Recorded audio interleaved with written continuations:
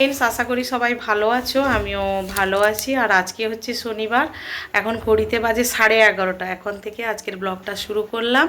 আর তোমরা দেখতে থাকো কি কি রান্না করছি, কি করছি না করছি, শেষ পর্যন্ত ভিডিওটা দেখতে থাকো। আর চলো দেখাই আজকে কি বাজার নিয়ে এসছে, কি রান্না করব। তো চলো দেখিয়ে দিই কি কি বাজার নিয়ে এসছে। বাজার বলতে এই অল্প একটুখানি মাছ নিয়ে এসছে, বাটা মাছ 4 পিস, অল্প কিছু চিংড়ি মাছ নিয়ে এসছে। আর এই যে সজনে ডাঁটা তো কেটে রেডি করা আছে।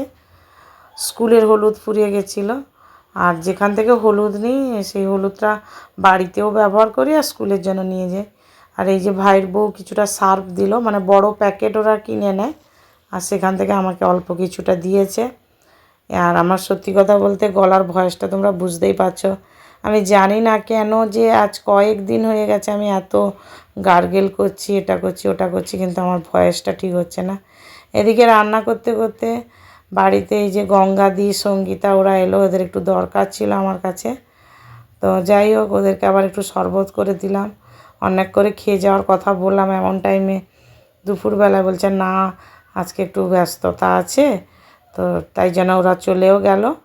আর এদিকে দেখো মাছ ভাজা হয়ে গেছে। মাছ ভাজার পরে তারপরে কড়াই বসিয়ে দিলাম, সর্ষের তেল, জিরে, তেজপাতা ফোড়ন দিয়েছি।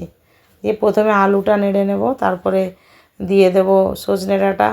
সজনে ডাঁটা দেওয়ার পর হলুদ আর লবণও দিয়ে দিয়েছি, দিয়ে ভালো করে কষাবো। তারপরে দিয়ে দেব জিরা, আদা আর লঙ্কা, শুকনো লঙ্কা অল্প দিয়েছি, একসঙ্গে বেটে রেখেছিলাম, ওটা দিয়ে আর একটু সময় কষিয়ে কয়েকটা বড়ি দিয়ে দিলাম। আর এই বড়িটা না তেলে ভেজে দিলে তাহলে আর খাওয়া যাবে না, মানে আরও শক্ত হয়ে যাবে, তাই কষানোর সময় থেকেই দিয়ে দিলাম। বেগুনটাও দিয়ে দিলাম, দিয়ে ভালো করে কষিয়ে জল ঢেলে দিলাম। আর যেহেতু আলুটা ভাপানো নেই তাই একটু বেশি করে জল দিলাম। ঝোলটা ফুটলে তারপরে মাছ দেবো। তো ঝোল ফুটেও গেছে, ভেজে রাখা মাছটাও দিয়ে দিলাম। এদিকে মেয়ে বলছে মা আমের আচার খাবো। আর আমাদের 12 মাসই আম গাছ আছে, কিন্তু এখনও সেরকম আম হয়ে ওঠেনি, ছোট ছোট। তাই মনুর পরীক্ষা চলছে, ও 12টায় বাড়ি চলে আসে, ওকে ফোন করতে ও এসে 2টো আম দিয়ে গেল। মেয়ে এখন আমের আচার করবে। আচার বলতে ওই খাবে দুপুরে আর কি, এরকম। যাই হোক, সবটাই শেয়ার করলাম। ভালো লাগলে লাইক